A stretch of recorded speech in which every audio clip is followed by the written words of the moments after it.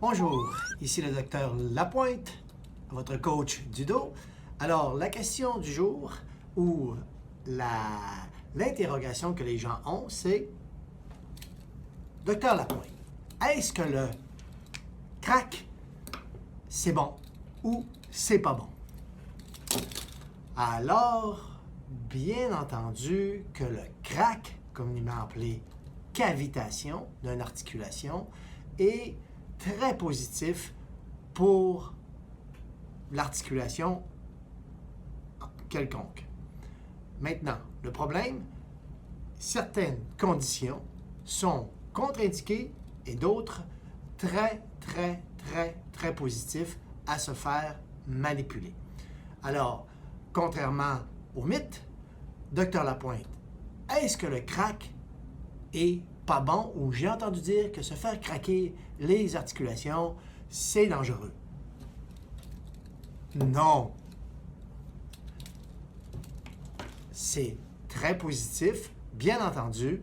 Ça doit être fait par un professionnel de la santé qui a une expertise avec des manipulations vertébrales ou articulaires.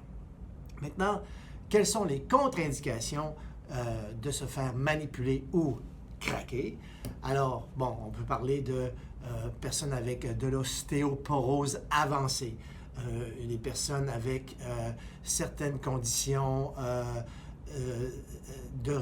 d'arthrite rhumatoïde, des personnes avec des fractures, des personnes avec le cancer. Alors, c'est des personnes, des cas qui sont très rares, mais pour la plupart du temps, des manipulations.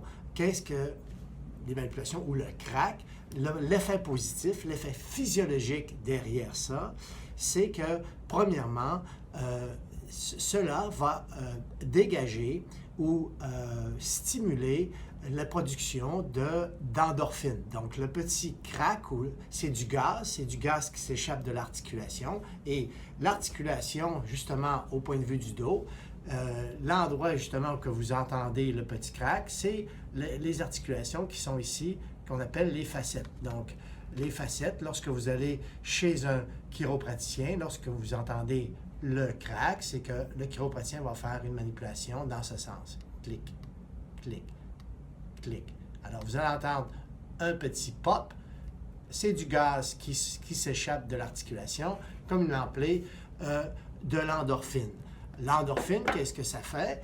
Bien, c'est un soulagement naturel. C'est un effet naturel que votre corps va dégager lorsque vous vous faites manipuler. Au même titre qu'aller faire un entraînement ou un sport, vous vous sentez bien après, c'est de l'endorphine naturelle que votre corps dégage. Donc, on a un anti-douleur par le fait même qui se dégage d'une manipulation.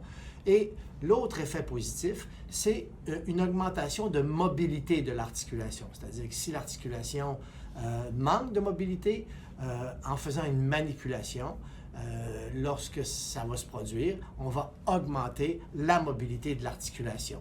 Donc, si par exemple, je prends un exemple comme ça ici, d'une articulation avec beaucoup d'arthrose, hein, lorsque je fais une manipulation, eh bien, j'essaie de dégager. Si on peut dire que l'arthrose, c'est un peu comme de la rouille alentour de l'articulation, j'essaie de dégager une mobilité certaine pour que l'articulation bouge bien. S'il n'y a pas de mobilité, douleurs apparaissent. Et le troisième effet physiologique, c'est une relaxation automatique de la musculature qui se produit, la musculature alentour de l'articulation quelconque. Donc, lorsque je fais une manipulation à haute vélocité, donc rapidement, on va faire un effet physiologique de la musculature toute la musculature qui est attachée après la dite articulation va avoir un effet relaxant. Donc, au même titre que de se faire un massage pendant 1 heure. Alors, l'autre effet physiologique aussi, c'est le dégagement de votre système nerveux.